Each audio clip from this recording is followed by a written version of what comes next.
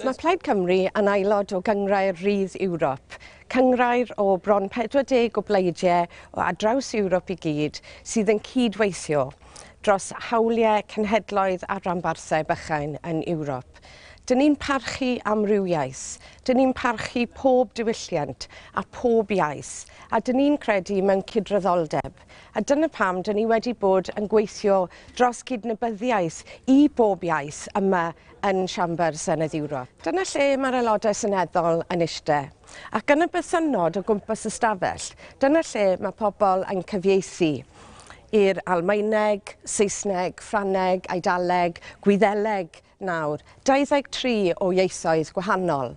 Dwi am weld y Gymraeg yn un o'r ieithoedd hynny.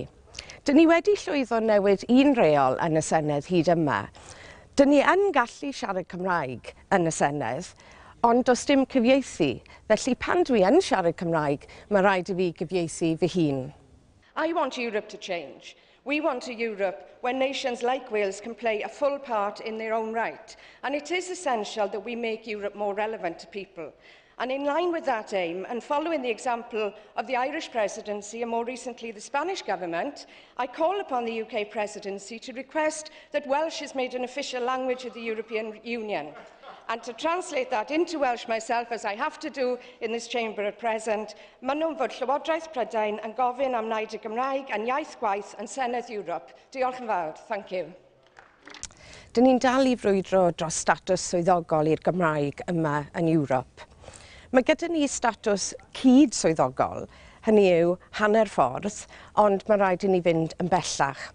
Pob tro dwi'n trefnu digwyddiad yma yn y Senedd, mae gyda ni cyfieithu i'r Cymraeg.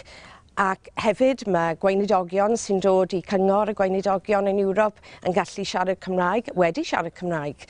Alun Fred Jones oedd yr un cyntaf i anerch arweinwyr y gwledydd i gyd yn Gymraeg. Ond mae rhaid i ni fynd yn bellach. Mae rhaid bod yr hawl gyda fi i siarad Cymraeg yma yn y siambar a cael ein cyfieithu i'r holl ieithoedd eraill, i gael cydraddoldeb gyda'r ieithoedd eraill. Dyn ni newydd ethol llywydd newydd i'r Senedd.